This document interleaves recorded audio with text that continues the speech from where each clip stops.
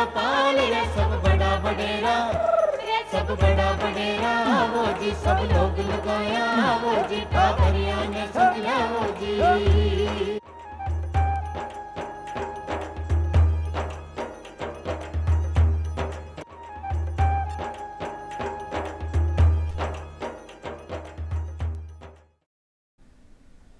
राम राम सा चौपाल देखने वाला सगला दर्शक भाई बहनों को बहुत बहुत स्वागत है। दर्शक भाई बहनों, जैसे कि आप सगला जानो के हर बार आप अपना कार्यक्रम में कोई ना कोई नयो विषय लेकर हाजिर हो, भी आज भी आप एक नयो विषय लेकर हाजिर हो यहाँ आपके सामने। आज आप बात करांगा जन आधार की आवश्यकता और उपयोगिता पर, कि वो काई है, की तरीके को एक पहचान है एक व्यक्ति को अपने राजस्थान की जबकि जनसंख्या है वहाँ के लिए की तरीके से काम आ रही है, इस सब पर आप जानकारी आज आप लेवांगा। और ये विषय पर जानकारी देने के लिए अपने साथ पधारा है श्री सीताराम स्वरूप जी। आप संयुक्त निदेशक एवं राज्य प्रभारी हैं जन आधार योजना राजस्थान का। बहुत बहुत स्वागत है आपको सीताराम स्वरूप जी। नमस्कार मेरा भी सभी दर्शकों को। बिल्कुल, तो सबसे पहला तो जी योजना है जन आधार योजना काई है, इक बारे में आप जानांगा और एक आवश्यकता क्यों पड़ी और एक उपयोगिता कहीं कहीं है, इस पर आप बातचीत करांगा जी। तो जनाधार योजना बेसिकली एक इस तरह की ई गवर्नेंस योजना है जो केवल सरकार के लिए उपयोग के लिए नहीं है, ये सभी आम जन के लिए भी उपयोग के लिए है। क्या होता है, जब सरकार का जो काम होता है वो बेसिकली लोगों को लाभ पहुंचाने का, सेवा प्रदायगी का है, और जो भी वंचित वर्ग है या फिर एक विशेष वर्ग जो भी होते हैं, चाहे आप उनको बीपीएल कह दें या फिर विशेष सामाजिक कैटेगरी श्रेणी जैसे कि ओबीसी, एससी, एसटी, उनके लिए विशेष रूप से जो लोग मुख्य धारा से थोड़ा रह गए हैं और विकास की मुख्य धारा में नहीं शामिल हो पा रहे हैं, उनको आगे लाने के लिए और सरकारें हमेशा प्रयास करती हैं। तो ई गवर्नेंस की ये इस तरह की जनाधार एक योजना है जिसमें गवर्नेंस जो है वो पूरी तरह से पब्लिक के लिए, आम जन की भलाई के लिए उसका उपयोग किया जाता है। अब इसमें सबसे पहले आप ध्यान देंगे, देखिए कि शुरुआती दौर में जब ये सेवा प्रदायगी जो जन कल्याण की जो योजनाएं हैं उनके लिए की जाती है, उसमें सबसे पहला जो प्रश्न आता है वो आता है कि भाई किसको दिया जाए। तो एक पात्रता निर्णय की जाती है उस विभाग द्वारा, जैसे कि मान लो छात्रवृत्ति देनी है तो छात्रवृत्ति किन को देनी है, पेंशन देनी है तो पेंशन किन किन को देनी है, उसमें क्या क्या शर्तें हैं जो मंजूर होनी चाहिए, उनके लिए हर एक आम आदमी को जो भी उसके पात्र लाभार्थी हैं उनको पात्रता के लिए ढेर सारे दस्तावेज देने पड़ते हैं कि भाई मैं पात्र हूँ, कहीं ना कहीं उनको आवेदन करना पड़ता है। अब आवेदन करते टाइम दस्तावेज इतने सारे हो जाते हैं एक साथ में कि आप उनको जब लेकर के पहुंचते हैं तो कई चीज़ें कम पड़ जाती हैं, तो कुछ दस्तावेज आपको तुरंत बनवाने पड़ते हैं। और बनाने वाले उन दस्तावेज चाहे वो पहचान के हों, पते के हों या आपकी पात्रता ये करने के लिए, सिद्ध करने के लिए हों, उसके लिए डिफरेंट अलग अलग आपको अधिकारियों के पास जाना है, हर एक जगह जगह जा कर के प्रमाण पत्र लेने हैं आपको, फिर जा कर के वो आपको एप्लीकेशन में देने पड़ते हैं, आवेदन के साथ में जोड़ने पड़ते हैं। तो जनाधार एक ऐसा सिस्टम तैयार किया गया जिसमें कि एक साथ ही ऐसे लाभार्थियों के सारे दस्तावेज हों, सारे पहचान के, सारे पते के और पात्रता सिद्ध करने के लिए सारे के सारे दस्तावेज एक साथ ही एक ही जगह पे इकट्ठे हो जाएं, ताकि कोई भी विभाग किसी भी प्रकार की योजना उस तरह के पात्र लोगों के लिए निकाले तो वो हमारे जो जनाधार का डेटाबेस है उसी से ही वो सूचनाएं ले ले। यानी कि जो भी पात्र लाभार्थी है वो केवल जनाधार का नंबर मात्र अगर बता दे तो फिर वो उसको अपने आप ही लाभ शुरू हो जाएं। इस तरह की ये ई गवर्नेंस योजनाएं जो होती हैं, इनका ये शुरुआत यहाँ से होती है। तो जनाधार बेसिकली जो है वो एक परिवार की पहचान है, परिवार की पहचान है जिसमें कि महिला को मुखिया बनाया गया है और बाकी जो सदस्य हैं परिवार के उनको जोड़ा गया है। तो परिवार का एक आईडी दी गई है, परिवार की पहचान संख्या एक दी गई है, और जो मेंबर्स हैं उनकी भी एक व्यक्तिगत आईडी दी हुई है, व्यक्तिगत पहचान दी गई है। और जो जो आवश्यकताएं हैं वो उसको उसमें जो भी दस्तावेज मांगे जाते हैं या कोई भी चीज़ पहले से देनी पड़ती है, वो सारे के सारे जब पूरे हो जाते हैं और सत्यापन प्रक्रिया और वो सब के बारे में करने के बाद में फिर ये दोनों आईडी और इशू कर दी जाती हैं। इस तरह से जनाधार जो है बेसिकली लाभ देने के लिए, जो भी वंचित वर्ग है उसको लाभ दिलाने के लिए और बार बार के आवेदन से बचने के लिए एक ऐसी पूरी के पूरा तंत्र का नाम ही जनाधार योजना है बेसिकली। तो कहना मतलब एक आप कैसे कहा एक सीधे एक लाइन में अगर कहना चाहूँ मतलब एक तो पूरे परिवार की एक पहचान है जी और जो थे बताया कि जहाँ बहुत सारा दस्तावेज जठे इंसान ने रखना पड़ता भी अपनी पात्रता सिद्ध करने के लिए कठे भी आवेदन आपा कुछ कर रहे हैं कोई योजना को लाभ लेने के लिए आपा योजना को लाभ उठा रहे हैं बी के लिए अगर कुछ आवेदन कर रहे हैं तो बी के लिए अपन बहुत सारा दस्तावेज रखना पड़ता तो बी से आपा ने एक मुक्ति अठे आपा ने मिलेगी बिल्कुल, बिल्कुल। और एक ही कार्ड से ही जबकि अपनी जन आधार है इसे ही सारो काम आपा सारो डेटा है जो आपा ने इसे मिल सकेगो। बार बार पहचान भी नहीं बतानी पड़ रही है पात्र लोगों को। लेकिन एक चीज और आवे आप यहाँ देखा कि पहले आधार कार्ड हो आपनो बी में भी यही कुछ संख्या होती ही एक पहचान अपनी ही तो आधार के होता हुआ अपना जन आधार की आवश्यकता क्यों पड़ी? हाँ, ये एक बहुत अच्छा प्रश्न पूछा है और ये बहुत ज़्यादा शंकाएं रहती हैं इस मामले में कि आधार है तो फिर जन आधार क्यों? ये इसको समझने की आवश्यकता है। आधार में हम केवल 7 डेटा लेते हैं, 7 जिनमें से केवल 4 ही ऐसी चीज़ें हैं जो सूचना है, बाकी आपकी बॉडी से जुड़ी हुई 3 बायोमेट्रिक जिनको कहते हैं वो है। एक तो फेस है आपका जो कि फोटो के रूप में आता है, उंगलियों की छाप है और जो आंखों की पुतलियों की जो है आइरिस का स्कैनिंग है।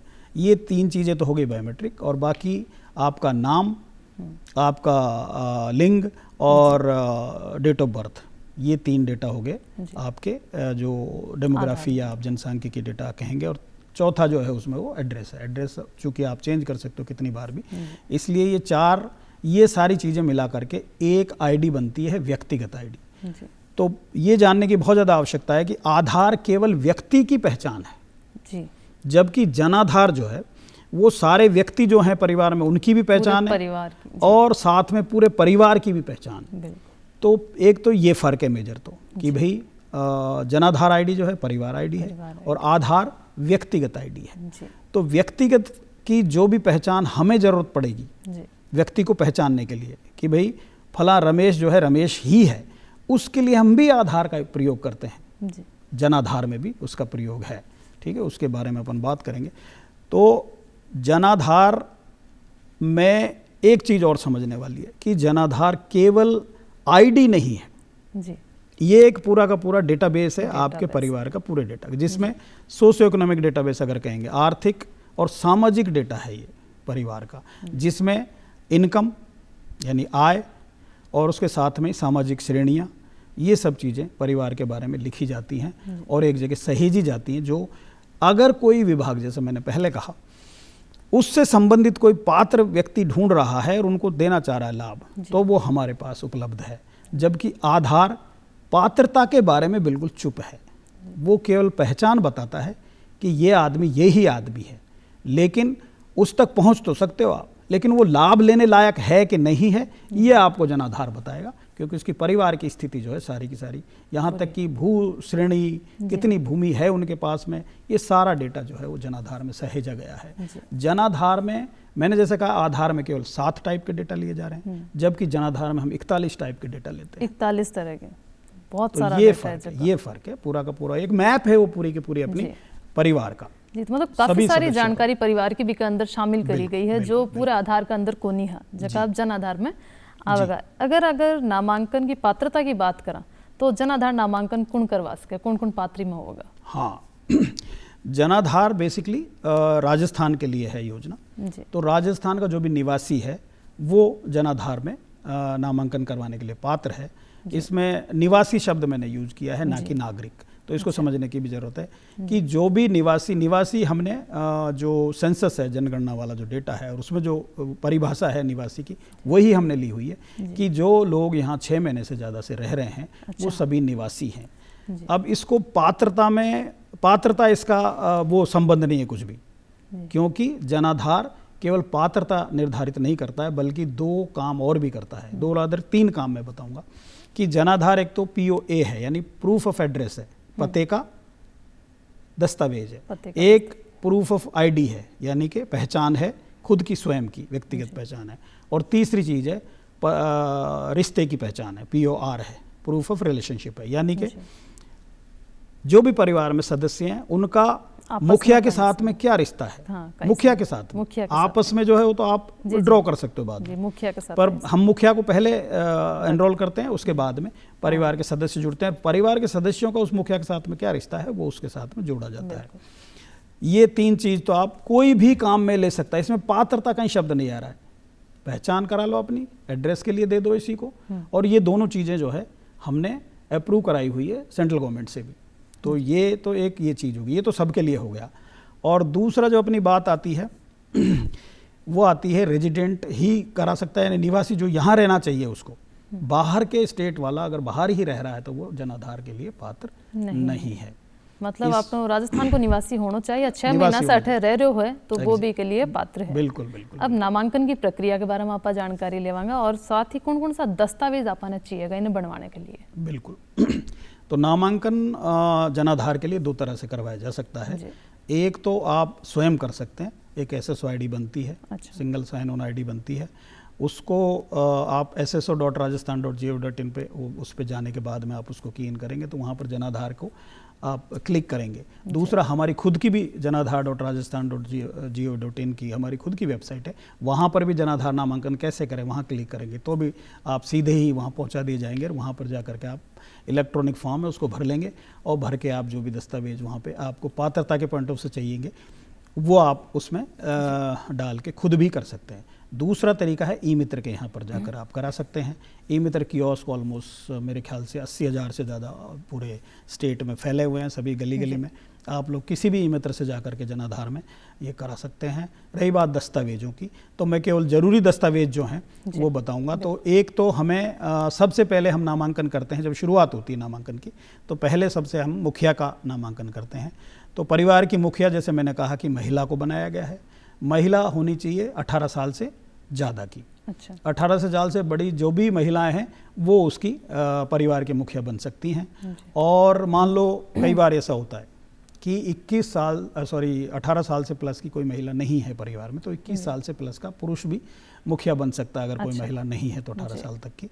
और अगर दोनों ही नहीं है, कुछ परिवार ऐसे भी हो सकते हैं कि जिनमें ना तो 18 साल की महिला अवेलेबल है, उपलब्ध है, और ना ही पुरुष उपलब्ध है 21 साल से प्लस का। तो सबसे बड़ा जो सदस्य हो 16 साल का, 17 साल का, तो वो बच्चा भी उसका मुखिया बन सकता है। और इवन एक विकल्प और भी है कि जो बिल्कुल ही छोटे बच्चे हैं 12-13 साल वाले, उनको किसी संरक्षक की अध्यक्षता में मुखिया किसी संरक्षक को बना दिया जाता है जब तक कि वो पूरे 18 साल की बच्ची उपलब्ध नहीं हो जाती है या 18 साल वो 21 साल का पुरुष उपलब्ध नहीं होता, तब तक वो संरक्षक के देख रेख में उनका कार्ड भी इशू किया जा सकता है। तो इस सब से रिलेटेड हमको 2-3 दस्तावेज चाहिए, ज़्यादा नहीं चाहिए। मुखिया का जैसे हम करते हैं नामांकन शुरू करते हैं तो उसमें एक तो बैंक अकाउंट हमने बैंक खाता हमने उसके लिए ये किया हुआ अनिवार्य किया हुआ है, और दूसरा आधार पहचान के लिए, और बैंक अकाउंट उसके यदि कोई लाभ उसको दिया जाता है भविष्य में तो बैंक अकाउंट होना चाहिए। बैंक अकाउंट ज्वाइंट अकाउंट हम अलाउ नहीं करते हैं। खुद का होना चाहिए महिला का। ये वित्तीय समावेशन का एक ये है साधन है कि भाई मुख्य धारा में लाया जाता है महिलाओं को उनका बैंक अकाउंट खुला करके। तो इस सोच के तहत इसको रखा गया है कि उनका खुद का बैंक अकाउंट हो, और ज़्यादा से ज़्यादा एक पते का कोई भी प्रूफ दे दें, बिजली पानी का बिल। इन 3 चीज़ों के आधार पे ही हो जाता है। अभी जो नया तरीका हमने नामांकन का कराया हुआ है वो आधार के थ्रू कराया गया है। मुखिया का केवल आधार आपको डालना है, वहीं से वो 3 डेटा जो है 3-4 डेटा जो वहाँ से आधार से खुद ही हम खींच लेते हैं, फोटो भी वहीं से आ जाता है।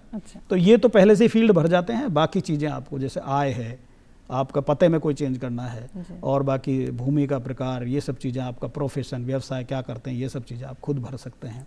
तो केवल इन 2-3 दस्तावेज के आधार पे और आप नामांकन प्रारंभ कर सकते हैं। जैसे ही मुखिया का होता है वैसे ही हम ऐड मेंबर उसमें आता है, नीचे सदस्य जोड़ें और उसमें क्लिक करें, नया सदस्य जोड़ दें। अगर हस्बैंड है तो हस्बैंड जोड़ दें, पति अपना आप वहाँ लिख देंगे आप। और उनके भी कम से कम एक आधार तो उनका भी चाहिए, ये नेसेसरी है। ऑल्दो अभी यद्यपि हमने ये करा हुआ है कि ज़्यादा से ज़्यादा लोगों का आधार अगर आप जोड़ेंगे तो ज़्यादा अच्छा रहेगा। पहचान के लिए पर्याप्त हमें दस्तावेज सही समय पर मिल जाएगा, क्योंकि जैसा ये सुविधाएं देने के लिए है जनाधार, इसलिए अगर पहले से आपकी तैयारी पूरी होगी, उसमें दस्तावेज और आपकी पहचान के आधार समेत सारी पहचान पक्की होगी, तो आपको तुरंत लाभ मिलना शुरू हो जाएगा। कोई भी विभाग आपको मना नहीं कर पाएगा जनाधार में अगर सब कुछ आपका पुख्ता है तो। जी बिल्कुल। तो आप जहाँ दस्तावेज बताया तो दस्तावेज लागेगा और आपनो नामांकन होगा। तो अब दस्तावेज आप देंगे भी को सत्यापन भी होगा, और कोई जानकारी अगर अपन अपडेट करनी है बाद में जो अपन ध्यान आई या कुछ बदलाव भी करना है तो बी की कई प्रक्रिया रहेगी और सत्यापन की कई प्रक्रिया रहेगी? हाँ बिल्कुल, तो एग्जैक्टली वैसा ही है जैसा आपने जैसे पहले से बना हुआ है आपका जनाधार और सभी सदस्य भी आपके जुड़े हुए हैं, तो जब उसमें चेंज करने वाली बात आती है, परिवर्तन की बात आ रही है, तो दो तरह से होता है। एक तो आप कर सकते हैं कोई मेंबर ही जोड़ रहे हैं, नया बच्चा पैदा हुआ है उसको जोड़ रहे हैं। एक दूसरा क्या है, आपका पहले से जो सदस्य हैं उनके किसी डेटा में आपको कुछ बदलाव करना है, चाहे वो शिक्षा में बदलाव करना हो या आय आपको परिवर्तित करनी हो या कोई भी इसी तरह का कोई भी चेंज आपके जनाधार में करना हो, तो वो भी लगभग वही दोनों उसी तरह के तरीके हैं। एक तो खुद कर सकते हैं SSYD के थ्रू, एक ई मित्र के माध्यम से भी जो भी आप बदलाव कर रहे हैं उससे संबंधित केवल दस्तावेज आपको चाहिए, जिनमें कुछ दस्तावेज ऐसे हैं जो केवल नंबर डालने मात्र से ही अपना आप ही आ जाते हैं। जैसे मैंने आप मान लो आपको कास्ट प्रूव करनी है या डोमिसाइल प्रूव करना है, सिद्ध करना है, तो वो भी ई मित्र वाले पोर्टल से अपना आप ही आ जाता है। जहाँ से इशू होता है वही डिपार्टमेंट उसको शेयर कर लेता है, तो आपको वो भी खुद लाने की आवश्यकता नहीं है। तो कुछ दस्तावेज तो खुद लाने की आवश्यकता नहीं है, अपना आप ही सिस्टम खींच लेता है, तो केवल नंबर डालना रहता है। जिनमें जनाधार और आधार पहले से दिया हुआ है वो आराम से पहले से ही बैक एंड पे अपना आप ही आ जाते हैं। या फिर जो आपको नई चीज़ डालनी है, जैसे मुझे एड्रेस ही चेंज करना है तो फिर एड्रेस से रिलेटेड नया आपको कोई ना कोई दस्तावेज देना होगा। तो आप मतलब खुद भी ये बदलाव कर सकते हैं अपनी आईडी से और या ई मित्र के द्वारा भी आप करवा सकते। तो जनाधार बनवाने का आपको कोई शुल्क भी भाई बहनों ने देना पड़ेगा या फ्री है की तरीके से? तो ये अगर आपको नया नामांकन है, आपका नया नामांकन है, नया परिवार पहली बार बनवा रहा है, तो आपको कुछ नहीं देना है। अच्छा, उसका खर्चा सरकार बियर करती है, सरकार खुद उठाती है। ई मित्र के माध्यम से बनवा रहे हैं तो सरकार ई मित्र को खुद देती है, आपको कुछ भी नहीं देना है, वो शून्य है उसका नए नामांकन के लिए। इसी तरह से SSYD पे तो वैसे भी कुछ भी कोई शुल्क नहीं है, आप नया कराएंगे तो भी। दूसरा जो तरीका है शुल्क वाला, वो है अगर आप मेंबर ऐड करेंगे तो भी कुछ भी नहीं है। अच्छा, अगर आप नया सदस्य जोड़ेंगे तो भी नहीं है, वो कभी भी जोड़ो आप नया सदस्य, तभी भी कोई शुल्क नहीं है। लेकिन बाकी जो अद्यतन करने पड़ते हैं, अपडेशंस वगैरह हैं, उनमें हमने निःशुल्क शुल्क जारी कर रखा है। अगर ई मित्र के माध्यम से करते हैं तो 50 रुपये उसके हैं, और अगर स्वयं करते हैं तो कुछ भी नहीं है। SSYD के माध्यम से खुद कर रहे हैं तो फिर 0 शुल्क है अभी तो जी। अब कई लोग जो कोई सरकारी कोई योजना भी कोई लाभ ले रहे हैं, या जो कोई राशन की बात है, पेंशन की, या कोई स्वास्थ्य बीमा की अगर आप बात करें, कोई स्कॉलरशिप ले रहे हैं, तो इसी योजनाओं में मतलब आधार की, जन आधार की कई भूमिका रहे है? हाँ, ये जैसा मैंने कहा कि भाई जन आधार जो अधिनियम है जी 2020, उसमें ये प्रावधान है कि भाई कोई भी विभाग लाभार्थियों का खुद का डेटाबेस तैयार नहीं करेगा, ना तो सर्वे करके ना ही इकट्ठा करेगा, कोई भी कहीं से भी इकट्ठा करके अपने पास डेटा नहीं रखेगा लाभार्थियों का। ये अधिनियम में प्रावधान है, इसका पालन सभी विभागों को करना रहता है। अगर कोई स्कॉलरशिप शुरू कर रहा है, कोई पेंशन देना चाह रहा है, कुछ भी देना चाह रहा है, तो लाभार्थियों का डेटा केवल और केवल जनाधार से लिया जाएगा। इसका तरीका है सॉफ्टवेयर, उनका जो सॉफ्टवेयर है वो हमारे सॉफ्टवेयर से जुड़ जाता है, इंटीग्रेशन जिसको कहते हैं या एकीकरण जिसको कहते हैं, उसके माध्यम से, और हमारे डेटा से लाभार्थियों का डेटा वो डिपार्टमेंट ले करके और आराम से उसको जो जो उनके पात्रता उन्होंने निर्णय लिया है उस पे वो लाभ अपना आप ही दे सकते हैं। और उनके अगर कैश लाभ है, नगद लाभ है, तो खातों में चला जाता है सीधा सीधा। और यदि नॉन कैश है, जैसे कि खाद्यान्न है जो खाद्य विभाग देता है, राशन वगैरह, तो वो, या फिर स्कूटी समझ लें आप, नॉन कैश की अगर बात करें, गैर नगद लाभों की, तो वो भी सारा का सारा डेटा उसमें से हमारे जनाधार में से लेकर के उनको लाभ तुरंत शुरू किया जा सकता है। इसीलिए मैं कहता हूं कि जितने भी लोग लाभार्थी बनने के इच्छुक हैं या पात्र हैं किसी चीज़ के लिए, किसी भी लाभ को लेने के लिए विभिन्न विभागों की तरफ से, वो अपना जनाधार में डेटा एकदम अपडेट रखें, अद्यतन रखें, और नामांकन तो करावें ही करावें। जी, एक आप वो भी जानना चाहूँगा कि परिवार में जब कोई नयो बच्चों जन्म लेवे है, तो जन आधार में जुड़वाने के लिए कोई टाइम पीरियड निर्धारित करे डो है कि भाई बच्चों इतना साल को एक अंदर ही भी न करवाना है, और कौन सा दस्तावेज भी के लिए चाहिए वो भी? हाँ, तो ये एज सच अवधि तो कोई निर्णित नहीं है, लेकिन जैसे ही पहचान पोर्टल एक है, आपको पता हो तो, इसमें अपने राजस्थान सरकार का पहचान पोर्टल में क्या होता है, एक तो जन्म, मृत्यु और विवाह, ये तीनों पंजीयन उस पर होते हैं, उसको जनाधार से जोड़ा हुआ है। अच्छा, तो जैसे ही किसी की मृत्यु होती है, मृत्यु प्रमाण पत्र वहाँ से इशू होता है, जारी होता है वैसे के वैसे ही हमारे जनाधार डेटाबेस से भी उस आदमी का नाम हट जाता है मृत्यु होते ही। इसी तरह से जन्म प्रमाण पत्र का है, जैसे ही जन्म प्रमाण पत्र पहचान से होता है जारी, वैसे के वैसे ही हमारे यहाँ भी वो ऐड होता है। अब जुड़ने के लिए थोड़ा सा उसमें गैप इस वजह से संभव है क्योंकि बच्चे का अपन जन्म होता है तो नाम डिसाइड नहीं कर पाते हैं। कहते हैं बेबी ऑफ ममता या मुन्ना, चिन्नू, ऐसे कुछ नाम दे देते हैं शुरू में। ऑल दो वो ऐसा नहीं है, यद्यपि वो अगर उसका आधार भी इशू है तो आधार में भी नाम चेंज करना अलाउड है 5 साल से नीचे का, और अगर जनाधार में भी करना चाहे तो उसमें भी अलाउड है, उसमें भी आधार वाला नाम उसमें आ सकता है बच्चे की केवाईसी। अदरवाइज बच्चे का केवल हम जन्म प्रमाण पत्र के माध्यम से भी हम बिना आधार के भी नाम जनाधार में ऐड कर लेते हैं। अवधि कोई डिसाइडेड नहीं, जब परिवार चाहे उसमें जुड़वा सकता है, ये मुफ्त है जैसे मैंने कहा मेंबर जोड़ना। बिल्कुल। एक और भी जानना चाहूँगा कि जन आधार में एक ई-केवाईसी हुआ है तो वह कई चीज़ है? हाँ, ई-केवाईसी देखो ये डेटा का मिलान हो गया। अच्छा। जैसे मैंने कहा कि ये आधार का और हमारा एक इंटीग्रेशन है, मिलान है। आधार में जो डेटा है वही डेटा हमारे यहाँ रहे किसी भी आदमी का व्यक्तिगत। जैसे मैंने कहा कि आधार व्यक्तिगत पहचान की सबसे अच्छा डेटा है क्योंकि उसके साथ में मनुष्य की बॉडी जुड़ी हुई है, शरीर जुड़ा हुआ है क्योंकि उसकी आँखों का, उंगलियाँ, ये सब आया हुआ है, फोटो भी हुआ है। तो अगर मैंने कोई डेटाबेस उसी तरह का उसी पहचान के लिए तैयार किया है तो क्यों ना दोनों एक जैसे ही रहें, यूनिफॉर्मिटी होनी चाहिए, एकीकरण इस तरह का होना चाहिए। तो आप समझिए कि ऐसा नहीं हो कि जनाधार में कोई कुछ और जानकारी डाल दे अपनी और आधार में कुछ और डाल दे, तो फिर पहचानेंगे कैसे? वो तो 2 आदमी हो गए। बिल्कुल ठीक है, हो सकता है आधार में मैंने सीता और राम अलग अलग लिख दिया और जनाधार में मैंने सीताराम एक साथ लिख दिया।